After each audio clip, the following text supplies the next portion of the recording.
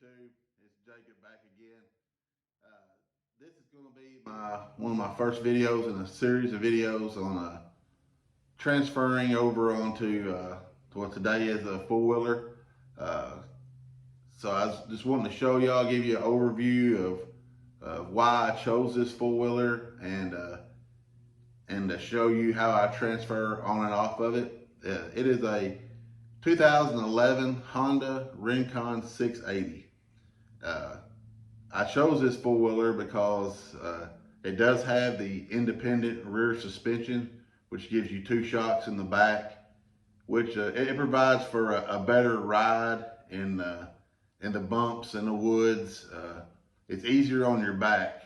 Over the years, I've owned several different four-wheelers, and this is probably one of my favorites. I've had two or three of these now, and they're really good bikes as far as for the ride.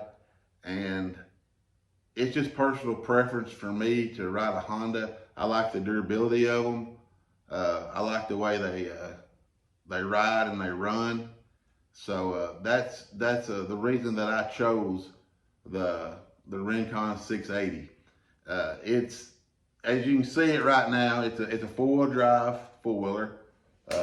It's all, you shift in and out with your hands on the handlebars. It has two modes for the transmission. You can put it in automatic, and you just put it in drive right here and push the gas, and it shifts for you. Or you can turn it to ESP, where you actually do the shifting, and you've got three forward gears, which are up here on the handlebar as well. So there's nothing that you have to do with your feet. There is a brake on the other side, a foot brake, which I don't use, of course, but you do have your hand brakes on each side, your front and your rear. So it's a good bike. I enjoy riding it. I also have a Polaris Ranger UTV side-by-side. And I usually choose it if I'm doing stuff around the farm or if I'm going fishing or hunting. I primarily use this ATV when I'm riding in the woods, just for maneuverability. It's easier to get around on because I mean, I use it like you would your legs. So I'm maneuvering in and out of trees and stuff like that. So it's a lot better as far as maneuverability. So I ride this when I go into the woods or the creeks or stuff like that. But it's a great bike. And when you buy this bike, it won't have this seat on the back. Actually, this is on there for my wife. She likes to ride with me.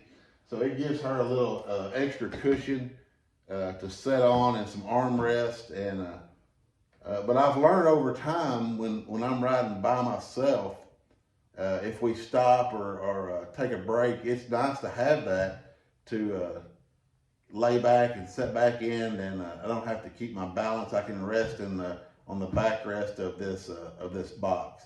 But when you buy the four-wheeler, it will not have that box on it, and it is easier, in my opinion, to transfer on and off with the box not on there.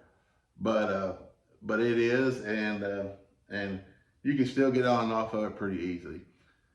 So right now I'm going to show y'all how I get on and off of this bike.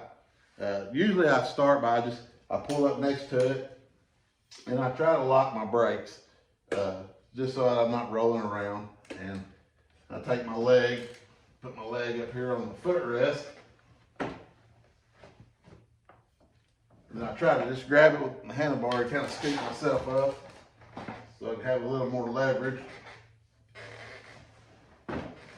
Then I take my other leg, I go ahead and I bring it up here. I set it in like that, just kind of have them both in there so that you know they're not going to fall out. Have them in there tucked pretty good. Then you just kind of slide over, grab your handlebar, and just pull yourself up. Sometimes your leg it'll pop off a little bit. Now we're up here. Now, my next step is I've got to get my right leg over so you straddle the actual bike. So I take my leg and I just pretty much grab it. And like I said, you'll have more room if you don't have this box attached on the back. So you go ahead and bring this leg and get it where you want it. And then just bring this one around.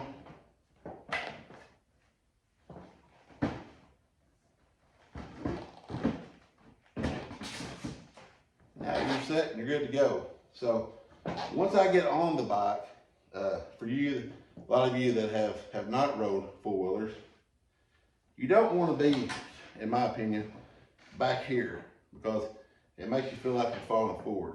So you want to scoot right up on the front of the seat. Now you have more of a better setting position. You're not feel like you're leaning forward or going to fall off.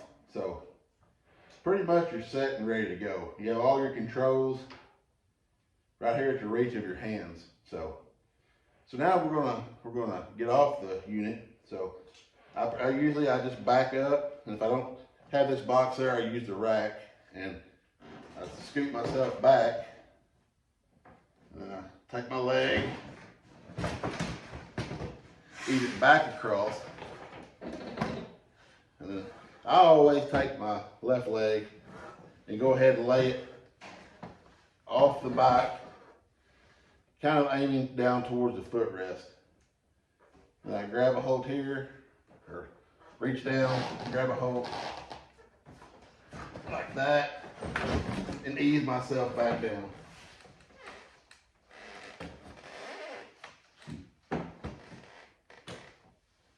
And that's pretty much all there is to getting on and off that bike. It's not real hard. It takes a little time to get used to it. And you're going to slip and slide and move around, but it won't take long and you'll master getting on and off of it. So that's a quick video of how I get on and off my four-wheel drive four-wheeler. And we're going to do, that's just the first video of many. We're going to do a lot more on transfers and everyday life. So if you like what you've seen, share, subscribe, push that bell for notifications, and we'll see you next time. Thanks, guys.